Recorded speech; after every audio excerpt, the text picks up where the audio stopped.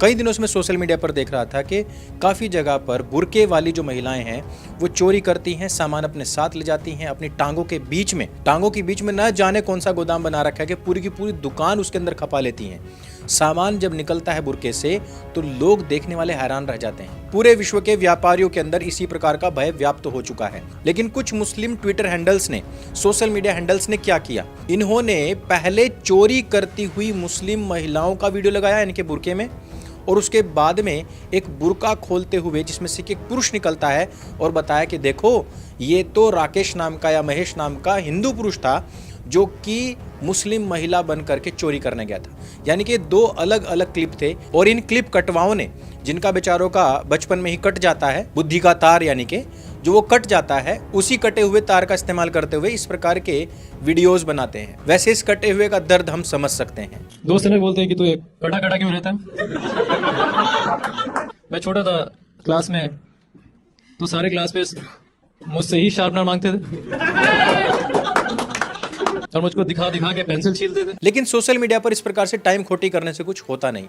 आजकल मैं इंस्टाग्राम के ऊपर इतनी सारी प्रोफाइल्स देख रहा हूँ, हजारों की तादाद में इस प्रकार के रील्स, इस प्रकार की प्रोफाइल्स मेरे सामने आ चुकी हैं जिसमें कि मुस्लिम लड़कियां जो कि पहले मुस्लिम हुआ करती थी, जिन्होंने अब हिंदू लड़कों से शादियां करी हैं और वो एकदम सुखपूर्वक रह रही हैं, खुशहाल रह रही हैं। भला मोहित और उसकी मुस्लिम वाइफ को कौन नहीं जानता। इनका कंटेंट ही नहीं बल्कि इनकी जोड़ी भी सुपर हिट है। और मैंने ये वीडियोस जानबूझ करके इंस्टाग्राम के ही सॉफ्टवेयर से डाउनलोड करे हैं ताकि जब ये रील्स आपके सामने चलें तो उसमें इनके जो इंस्टाग्राम हैंडल्स हैं ना, उन पर इनके नाम भी साफ और स्पष्ट दिखाई दें।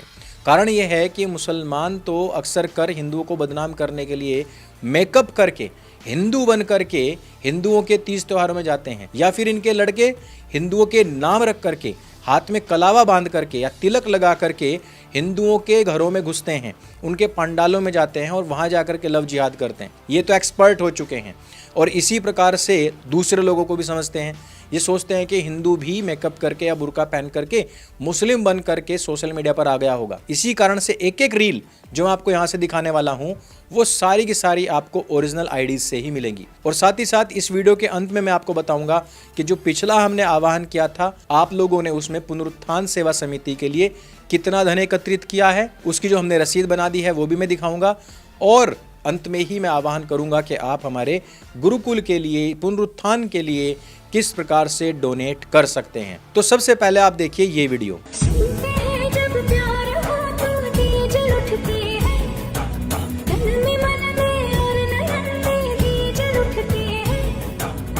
अब आपको कुछ बातें समझ में आ गई होंगी। अब उत्तराखंड का ये वीडियो देखिए। मुसलमान भेष बदल करके, भगवा कपड़े पहन करके भीख मांगने के लिए हरिद्वार में उतरे हुए हैं।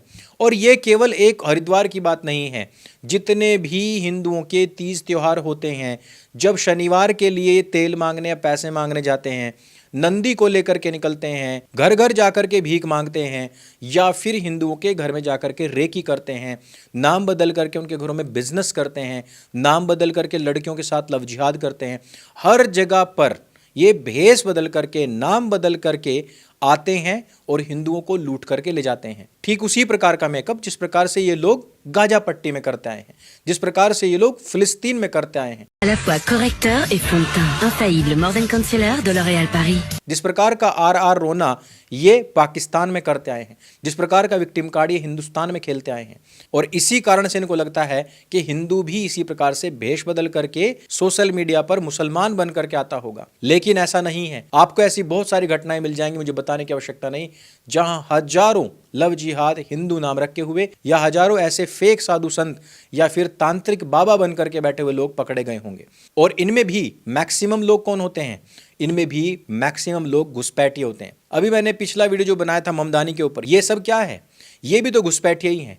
और इन लोगों की घुसपैठ जिस स्थान पर हो जाती है, वहां की स्थिति बद से बदतर, नर्क से भी खराब हो जाती है। New York will remain a city of immigrants, a city built by immigrants. लेकिन आज की तारीख में मुसलमानों की बात समझ में आ रही है कि हमारी जड़ें कहां थी।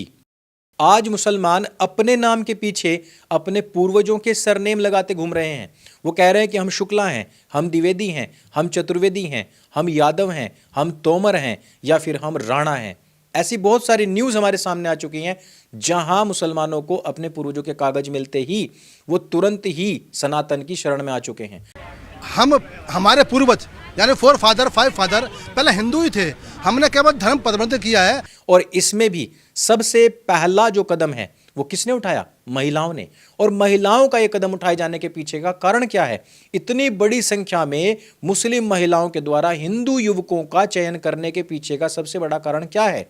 वो है इस्लाम के अंदर महिलाओं के भीतर आधी बुद्धि समझना, उनको पैर की जूती समझना, साथ ही साथ उनके कंसेंट के बिना 3 औरतें ले आना, साथ ही साथ उनको कभी भी 3 तलाक दे करके उनका अपमान करवाने के लिए, इवन मैं कहूंगा कि उनका बलात्कार करवाने के लिए उनको हलाला के लिए भेजना, उनको बच्चे पैदा करने की मशीन समझना, उनको बराबरी का अधिकार ना देना, जबकि सनातन में उनको देवी स्वरूप माना जाता है, परिवार के अंदर उनका सम्मान होता है और हर प्रॉपर्टी में प्रति उनको नॉमिनी बनाता है, परिवार का हिस्सा मिलता है। उनके अधिकारों की रक्षा केवल हमारे धर्म में नहीं बल्कि हमारे संविधान में, कानून में, कोर्ट में, हर जगह पर पुरुषों से अधिक होता है।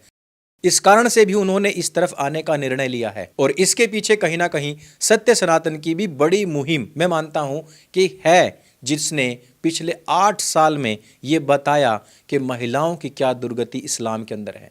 इसी कारण से मुझे इन हजारों लड़कियों को देख करके बड़ी शांति मिलती है कि जो आज फ्रंट पर आकर के बता रही हैं कि वो अपने ससुराल में, अपने हिंदू ससुराल में कितनी खुश हैं। इस्लाम में बड़ी महिलाओं की नहीं बल्कि छोटी छोटी लड़कियों की भी क्या बेइज्जती होती है, इस पर एक मुस्लिम लड़की ने ही रील बनाया है। अरे बेशर्मो, तुमसे बढ़िया तो ये सनातन धर्म है जो कम से कम बेटियों को देवी को मानते हैं, और तुम लोग इस्लाम की शहजादियाँ कहते हो। हमें शहजादियों के साथ कोई ऐसा करता है? हमारे इन्हीं कारणों की वजह से आज हमारी कौम की लड़कियां गैर मुस्लिम लड़कों के साथ रहती हैं। ये लड़की इस्लाम के अंदर छोटी छोटी लड़कियों को जो भोग्या वस्तु समझा जाता है, आपने देखा होगा काफी सारे मुस्लिम देशों में छोटी छोटी लड़कियों से निकाह कर लिया जाता है, छोटी छोटी लड़कियां प्रेग्नेंट हो जाती हैं, काफी सारी लड़कियां मर जाती हैं। इस तरीके की जो अपमानजनक रिचुअल्स बनाए गए हैं इस्लाम के अंदर, उसका विरोध किया था। बाद में जानते हैं क्या हुआ? इसी लड़की के ऊपर मुसलमानों ने आरोप लगा दिया कि तू तो इस्लाम को बदनाम कर रही है। ये भाई लिख रहे हैं कि मैं इस्लाम को बदनाम कर रही हूँ। तो भाई, अगर इस बच्ची की जगह पे आपकी माँ, बहन या फिर बेटी होती तो क्या आप यही बात बोलते हैं? अब आप स्वयं समझ सकते हैं कि एक मुस्लिम लड़की की क्या वैल्यू है, क्या औकात है। अभी मैं आपको कुछ और वीडियोस दिखाता हूं जिसमें कि हंसती खेलती मुस्लिम लड़कियां अपने हिंदू ससुराल में अपने वैवाहिक जीवन को एंजॉय कर रही हैं। हाँ मम्मी, हाँ सब ठीक है। किसका है? मम्मी। अस्सलाम वालेकुम मम्मी। मेरी मम्मी नहीं, तुम्हारी राम मम्मी राम है। राम राम। लेकिन केवल इतना भी नहीं है कि उनके अंदर जागरूकता आ रही है। अगर ये लड़कियां हिंदू की तरफ भाग रही हैं तो मुस्लिम पुरुष क्या कर रहे हैं, उसके ऊपर भी एक थोड़ी सी नजर हमें डाल लेनी चाहिए।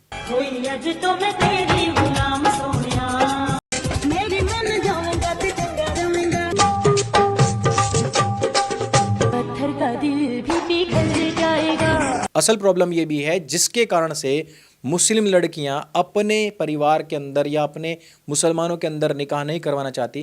कारण यह है कि उनमें कज़न मैरिज होती है और कज़न मैरिज वो कोई भी मुस्लिम लड़का या लड़की नहीं करेंगे जिन्होंने थोड़ा सा भी साइंस को पढ़ लिया है, जिन्होंने थोड़ा सा भी बायोलॉजी को पढ़ लिया है।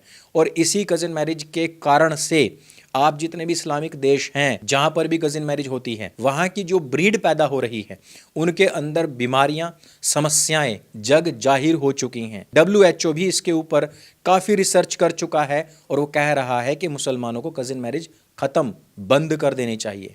और कारण भी यही है कि जैसे जैसे शिक्षा का, जैसे जैसे इंटरनेट का विस्तार होता चला जाएगा, इस प्रकार की जितनी भी कुरीतियां हैं, जितने भी कोड बन करके किसी भी मजहब को जकड़े हुए हैं, वो सारी की सारी धीरे धीरे स्वतः ही समाप्त होती चली जाएंगी। ऐसे पढ़े लिखे लड़के लड़कियों को सत्य सनातन भी शत शत नमन करता है। तो इस वीडियो में सिर्फ इतना ही। अब हम बात करते हैं पुनरुत्थान सेवा संस्थान के विषय में। यह मार्गशीर्ष का महीना चल रहा है और देव उठावनी से लेकर के 1 महीने तक सत्य सनातन आप लोगों से प्रत्येक वीडियो में यह अपील करेगा कि आप पुनरुत्थान के द्वारा जो रिसर्च एंड डेवलपमेंट चल रहा है या उसके ऑफिस के निर्माण के कार्य हेतु या आगे जो उसकी भविष्य की योजना है या उसके गुरुकुलों के निर्माण हेतु या पाठ्यक्रम के निर्माण हेतु या वर्ष भर का जो उसका व्यय है उसमें अपना कुछ न कुछ योगदान दें। इस 1 महीने के अंदर जो कुछ भी कलेक्ट किया जाएगा उसी से ही पूरे साल का बजट तैयार होगा। इसके लिए आपको क्या करना है, अगर आप गुप्त दान करना चाहते हैं, कोई छोटी राशि दान करना चाहते हैं, सत्य सनातन के इस क्यूआर कोड पर भेजिए। इस क्यूआर कोड पर जो भी डेली राशि कलेक्ट होती है उसको हम प्रतिदिन की रसीद बना करके वहां डिपॉजिट करते हैं। दूसरी चीज, यदि आपको ATG सर्टिफिकेट चाहिए तो आप हमें satysanatan77@gmail.com पर ईमेल करें, आपका पूरा पता और आपका पैन कार्ड नंबर हमें भेजें। उसके बाद हम आपको बैंक डिटेल या क्यूआर कोड भेजेंगे। उसके ऊपर आपको स्कैन करके जो आप धनराशि भेजेंगे वो हमें ईमेल करनी है। उसके बाद हम आपको रसीद बना करके भेजेंगे। यह तरीका है पूरा, जिसमें कि काफी पारदर्शिता बरती गई है। तो मैं आशा करता हूं कि हमेशा की तरह आप जितने भी धर्मावलंबी लोग हैं अपनी पवित्र इनकम में से, कमाई में से, आय में से गुरुकुलों के निर्माण हेतु अवश्य ही दान करेंगे। तो इस वीडियो में सिर्फ इतना ही। अगर ये वीडियो आपको अच्छी लगती है, जानकारी से भरपूर लगती है, तो इसको सबके साथ में शेयर अवश्य करें। और आपका क्या मत है कि क्या हिंदू लड़कों को मुस्लिम लड़कियों से अप्रोच करना चाहिए, उनको प्रपोज करना चाहिए, उनको अपने धर्म के विषय में बताना चाहिए, उनके मजहब में जो महिलाओं की, लड़कियों की दुर्गति है वह चीज भी समझानी चाहिए, और क्या उनसे विवाह करना चाहिए अथवा इनसे दूर रहना चाहिए। आज के वीडियो के ऊपर आपकी क्या राय है वो भी हमें नीचे कमेंट करके अवश्य बताइएगा। मेरे संग बोली सत्य सनातन वैदिक धर्म की जय। जय हिंद, वंदे मातरम।